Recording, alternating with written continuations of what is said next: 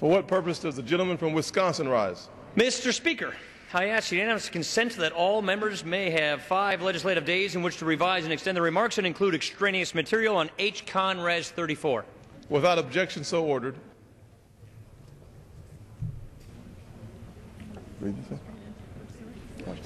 Pursuant to House Rule Resolution 223 and Rule 18, the Chair declares the House in the Committee of the Whole House on the State of the Union for the consideration of House Concurrent Resolution 34.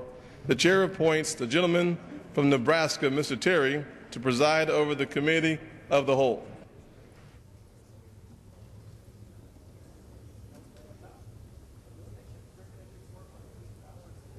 The House is in the Committee of the Whole House on the State of the Union for the consideration of House Concurrent Resolution 34, which the clerk will report by title.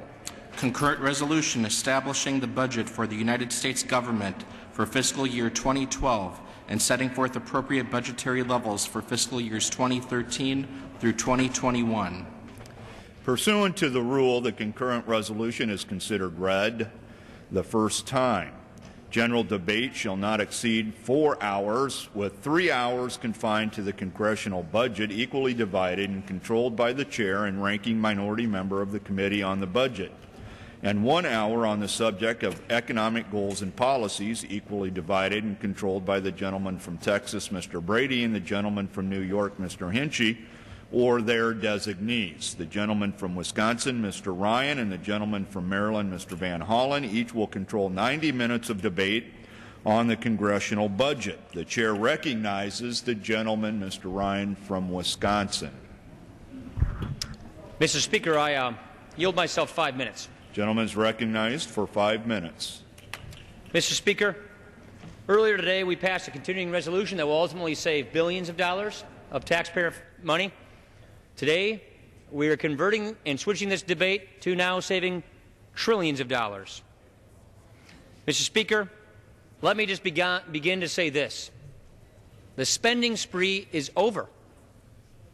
We cannot keep spending money we don't have. The American people deserve the truth. They deserve an honest, fact-based conversation about this budget. We've got to get on to the days of no more budget gimmicks, timing shifts, accounting tricks, and we've got to get on to fixing our country's fiscal problems while we still can and while they're still within our control.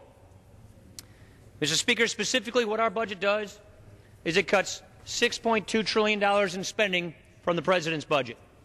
It brings the government's spending as a share of our economy back down to where it historically has been, contrary to where the President is taking it.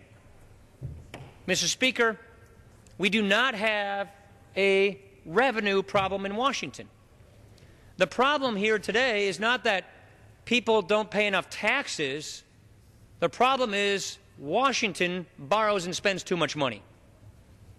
This shows you where Washington is headed, where the President's budget goes, the path we are on.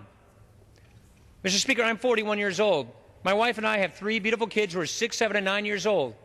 By the time our children are my age, the government will be twice the size today as it is, twice the size tomorrow as it is today. When they're my age, double the government, double the taxes, just to keep this current government afloat.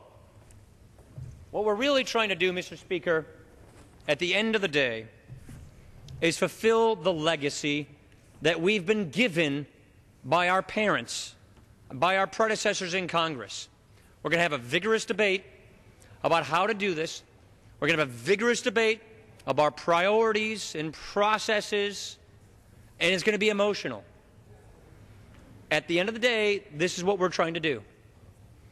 We know, according to every fiscal expert out there, that we're giving the next generation a mountain of debt.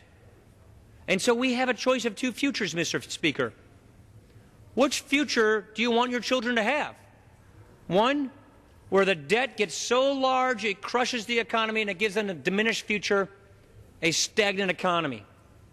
Or 2, this budget, using CBO numbers, that literally not only gets us on the way to balance the budget, but pays off our debt, gets our debt manageable, preempts and prevents a debt crisis, and fixes this so we can preserve this great legacy of giving the next generation a higher standard of living.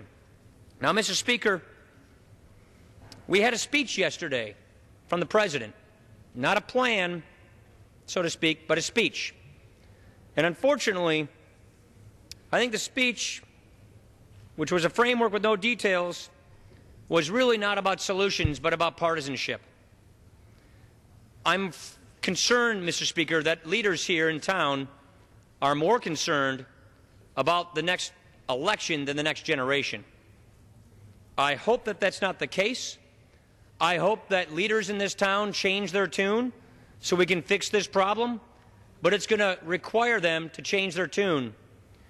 We don't need good politicians.